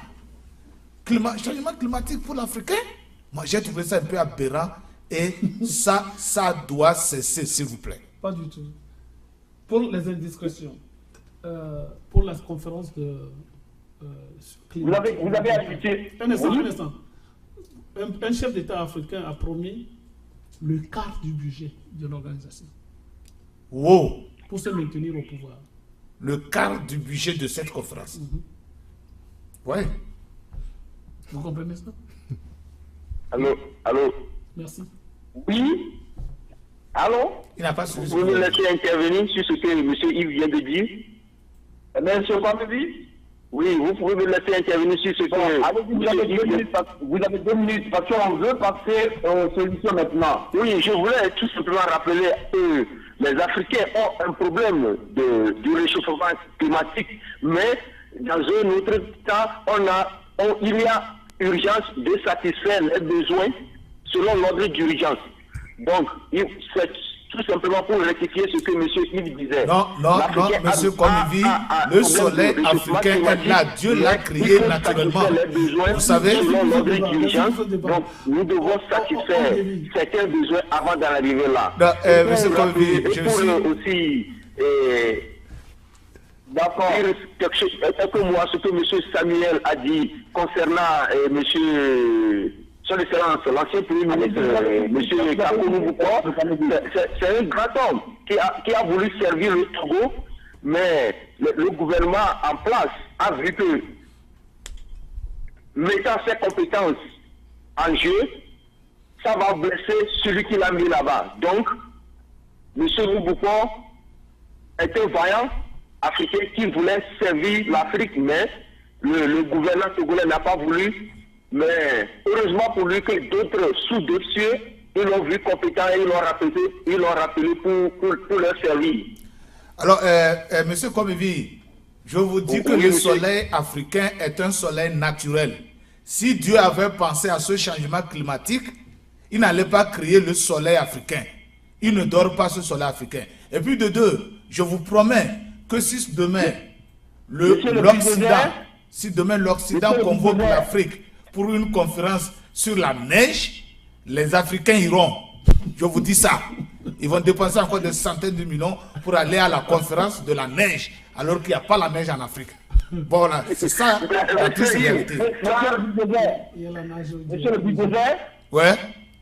je crois que ça fait l'objet d'un grand débat parce que je ne voulais même pas toucher à cela. Parce que les chefs d'État sont allés présenter leur plan de gouvernement. Ce que nous avons vu est totalement une certaine gabegie qui va enclaver encore l'économie africaine. Nous allons passer là-dessus peut-être la semaine prochaine, si vous me permettez, pour qu'on aille rapidement aux solutions.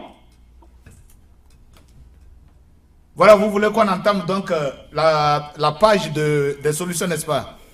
Oui, il faudrait qu'on aborde la page des solutions pour qu'on puisse réellement situer l'Afrique où elle doit être située. Je vais quand même passer la parole rapidement à M. Alioune, s'il veut ajouter quelque chose sur tout ce que vous avez dit, et donner maintenant une part de vérité au niveau des solutions. Non, je pense qu'on a tous, on parle du même sujet, on parle tous de la même façon, c'est-à-dire que tout simplement c'est sous l'angle sous lequel on l'analyse. Je pense qu'on dit tous la même chose. Que Samuel dise que la responsabilité nous appartient, c'est évident que ça nous appartient. C'est nous qui y vivons, donc nous sommes les premiers responsables. Il y a d'autres facteurs qui impactent évidemment cette croissance et qui causent problème. Et il va falloir qu'on trouve une solution à ça. Voilà. Que nos frères... Donnez la solution que vous avez, M. Alioune. Je n'ai pas compris, Serge. Les solutions. Non, je dirais que les solutions vont commencer par notre identité. C'est-à-dire qu'une fois qu'on prend cette responsabilité-là, qu'on dise que notre maison, personne ne viendra nous nettoyer ça. C'est certain que ça nous appartient, c'est une responsabilité qui nous revient.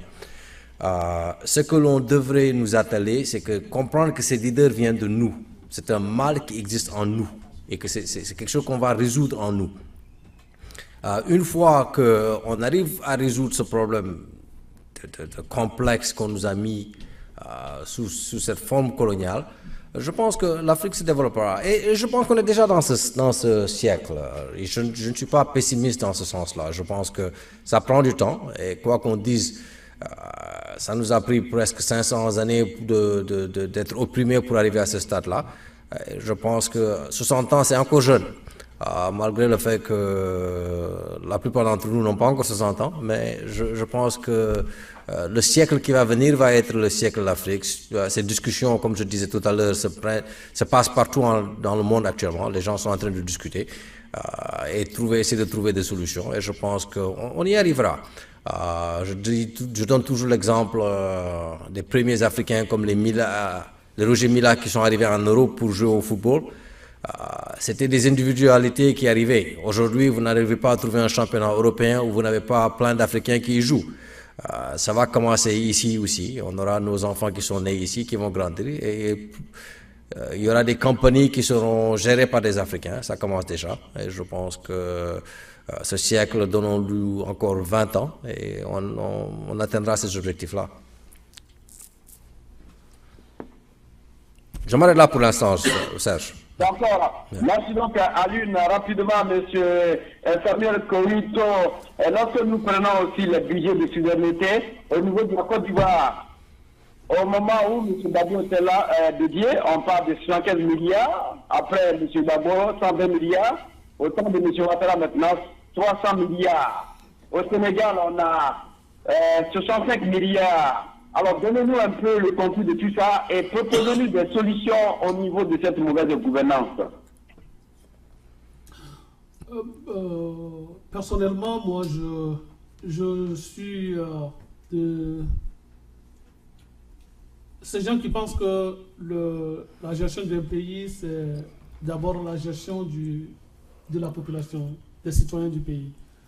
Une fois que les gens ne mettront pas le citoyen au centre de leur politique, je trouve en cela un échec. Je l'ai déjà dit, il y a des forces aussi qui gênent la politique américaine, mais le niveau de vie d'un Américain ne peut pas être comparé à un niveau de vie dans un autre pays, quelque part encore. Malgré le poids qu'ils ont. Et leur poids est plus lourd que ce que nous sentons en Afrique. Je vois un Africain comme Faure Gnassingbé du Togo prendre la tête de l'État américain, comme va l'appeler le président de la première puissance du monde. Je ne sais pas s'il va marcher sur la terre.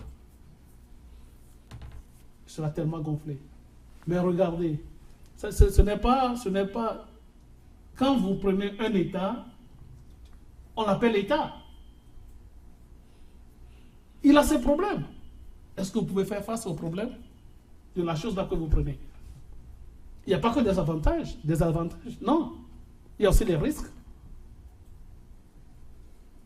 On ne peut pas continuer par parler de réconciliation dans les pays et me dire que les pays la développent. Ça ne marche pas de pair. Sincèrement, quand on va mettre les Ivoiriens ensemble, quand on va mettre les Togolais ensemble, quand on va mettre les Burundais ensemble, individuellement, ces pays-là vont se développer. Tant qu'on ne les aura pas, je suis désolé. Je suis désolé. Une partie d'un pays peut alimenter le développement du pays. Mais une seule partie d'un pays ne peut pas développer tout le pays. Serge? Oui. Vous m'avez suivi? Oui, je vous ai compris, d'accord. Donc on va rapidement passer à notre confrère Bulldozer pour essayer de donner des solutions parce qu'il y a lieu de parler, de discourir, mais il faudrait que nous apportions des solutions qui peuvent quand même aider à cette Afrique-là de cette mauvaise gouvernance, cette gabegie qui ne finit pas. Monsieur le Bulldozer. Merci beaucoup Serge. Aujourd'hui tu as eu la chance d'être avec nous à distance. Merci beaucoup. Grâce à la technologie, cela est possible. Et merci à toi Moussa de la Gambie qui nous a aidé à réaliser ce miracle au niveau de Tempo Afrique TV. Cher Serge, je vais te dire que la solution, ou du moins les solutions, ne sont pas des solutions magiques. Ce sont des solutions très simples que je résume en ces termes. Une volonté sociologique, une volonté politique et une volonté économique. Le premier point, volonté sociologique.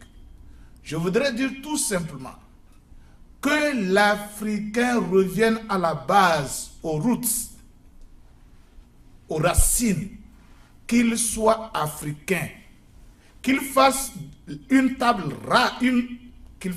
rase de tout ce qu'il a dans sa tête par rapport à l'Occident.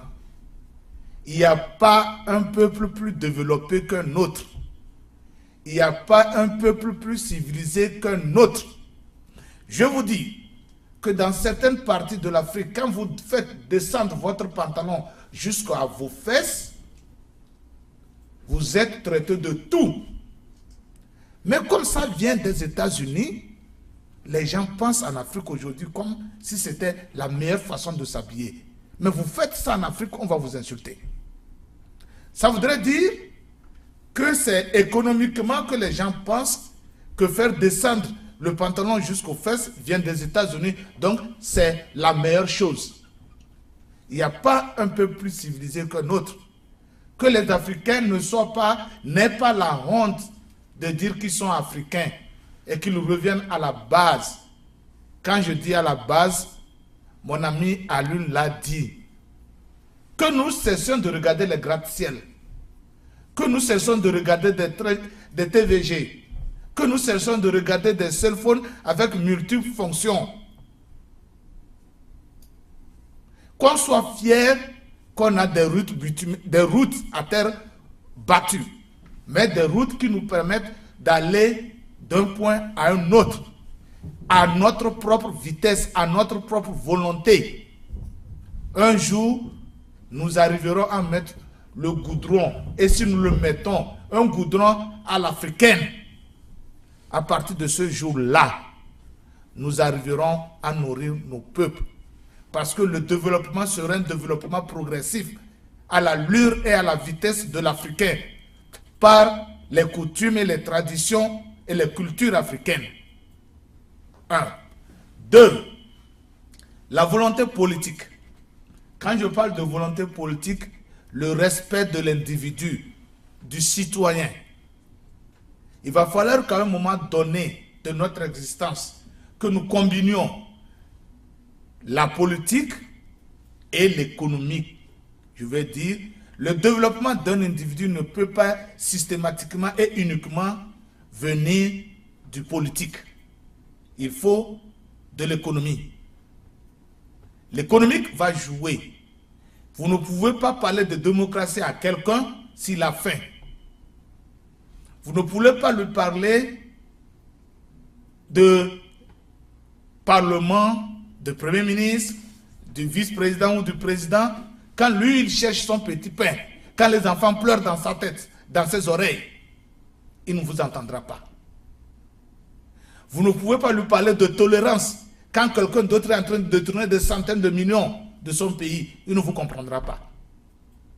Mais quand ce citoyen mange à sa faim, quand ce citoyen sort de sa maison et va quelque part où il appelle lieu de travail et qu'il revient nourrir sa famille, quand vous lui parlez de ces termes-là, de ces expressions, de ces mots-là, il aura le temps de vous écouter, de les appliquer. L'Africain doit à un moment donné arriver à ce niveau-là pour qu'il y ait une gouvernance. Vous comprenez? Le dernier point, c'est celui-là. C'est que les Africains... Non, ce troisième point, c'est la résultante du premier point et du deuxième point. Il faut que nous soyons africains, que nous fassions les choses à l'africaine. Et que nous respections les droits de nos citoyens. La vie surtout. Quand je dis les droits, la vie surtout de nos citoyens. Car à l'heure où je vous parle, la vie du citoyen africain n'est rien.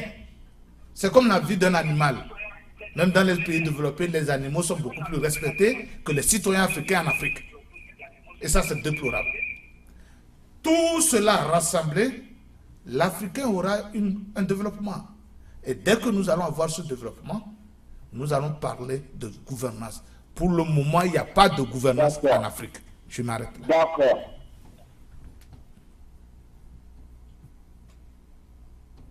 Allez-y, cher. Oui. Je crois que je vais quand même. Est-ce que quand même en ligne encore?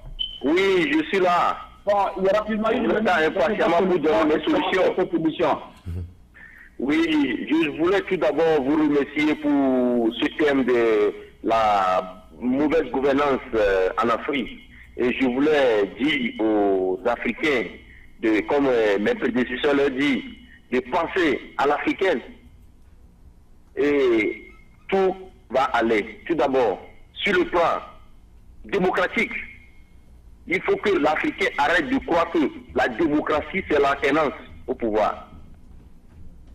Je pense que les Africains ont l'impression de confondre la démocratie et l'alternance au pouvoir. Donc, il faut la séparation des pouvoirs. S'il n'y a pas de séparation des pouvoirs, il n'y aura pas bonne gouvernance. Puisque le président a un président de l'Assemblée qui est sous ses ordres, qui a la justice sous ses ordres, peut faire n'importe quoi. Donc il faut la séparation des pouvoirs. C'est ça qui est très important pour avoir une bonne gouvernance. Et ensuite, en tant que mandaté pour diriger un pays, il faut d'abord bien traiter, make sure ceux qui t'ont mandaté mangent. Il faut être à la sorte des populations et non des Européens. Parce que Alioune l'a dit, c'est notre maison. M. Samuel aussi l'a dit, personne ne viendra de nulle part pour balayer notre maison.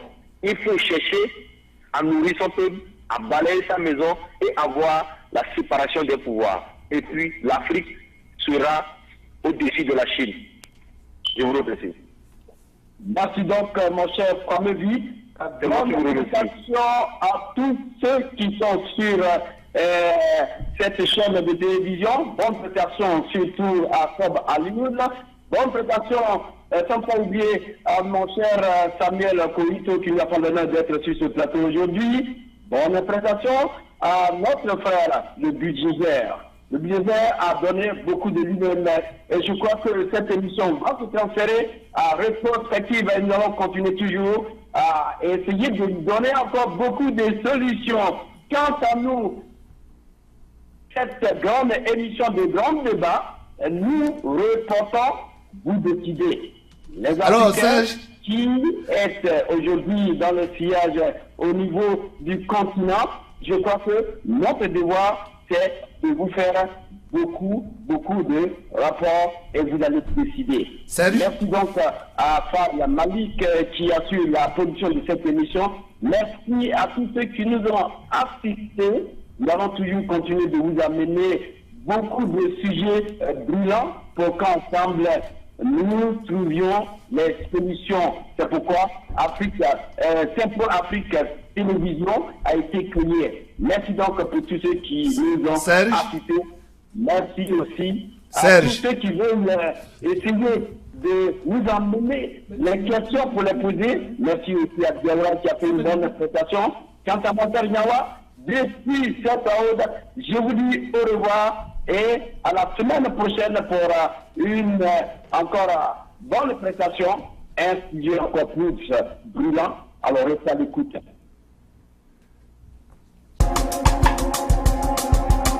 Nous voulons la paix. Voilà. On parle des droits de l'homme, des droits de l'homme. Oui. Quand il n'y a pas de paix, il n'y a pas de droits de l'homme. Soyons sérieux. Yeah! Et je voudrais ici interpeller la France, les États-Unis, la Russie, la Chine, l'Angleterre. Ils sont les 5 membres permanents du Conseil de sécurité des Nations Unies. C'est eux qui doivent amener la paix. Mais malheureusement, ce sont les 5 qui sont les plus grands marchands d'armes sur la terre. Mon frère Sarkozy, tu dis que l'Afrique n'est pas entrée dans l'histoire. Et je voudrais te donner une chance unique pour entrer dans l'histoire pour l'éternité. L'abolition de la guerre sur la terre. Yeah! Abolir la guerre sur la terre.